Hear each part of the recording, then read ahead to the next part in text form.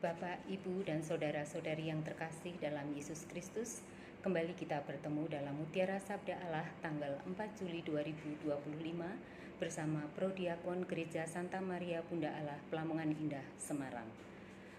Bacaan pada hari ini diambil dari Injil Matius bab 9 ayat 9 sampai 13. Dalam nama Bapa dan Putra dan Roh Kudus. Amin. Setelah Yesus pergi dari situ, ia melihat seorang yang bernama Matius duduk di rumah cukai. Lalu ia berkata kepadanya, "Ikutlah aku." Maka berdirilah Matius, lalu mengikuti dia. Kemudian ketika Yesus makan di rumah Matius, datanglah banyak pemungut cukai dan orang berdosa, dan makan bersama-sama dengan dia dan murid-muridnya. Pada waktu orang Farisi melihat itu, berkatalah mereka kepada murid-murid Yesus, "Mengapa gurumu makan bersama-sama dengan pemungut cukai dan orang berdosa?" Yesus mendengarnya dan berkata, "Bukan orang sehat yang memerlukan tabib, tetapi orang sakit.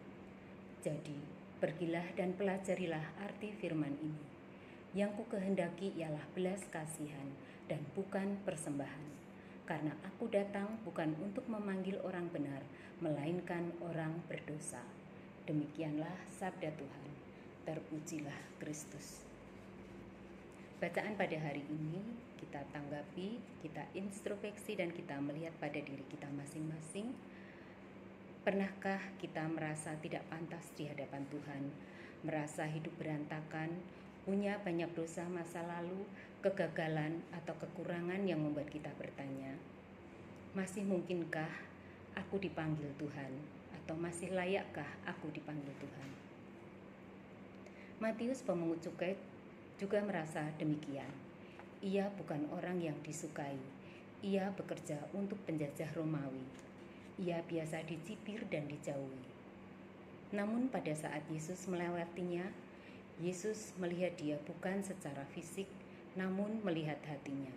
Dan Yesus berkata, "Ikutlah aku."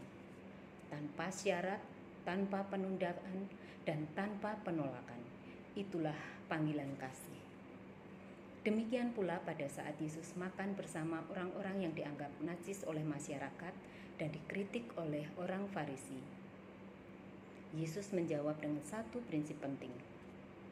Orang sakitlah yang membutuhkan tabib, bukan orang yang merasa sehat. Tuhan tidak tertarik pada penampilan rohani yang sempurna, tapi hati yang mau berubah.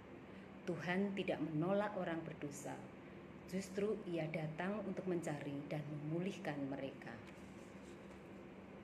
Mari kita renungkan bacaan hari ini dengan berdoa. Dalam nama Bapa dan Putra dan Roh Kudus. Amin. Ya Bapa, terima kasih karena Engkau tidak memandang kami dari masa lalu kami, namun dari kasih-Mu semata. Ajarilah kami untuk merespon setiap panggilan-Mu dan ubahlah hati kami supaya kami juga dapat membawa kasih dan pengharapan bagi orang lain. Tuhan, kami mau ikut Engkau walaupun kami masih jauh dari sempurna. Kemuliaan kepada Bapa dan Putra dan Roh Kudus seperti pada permulaan, sekarang, selalu, dan sepanjang segala abad. Amin. Dalam nama Bapa dan Putra dan Roh Kudus.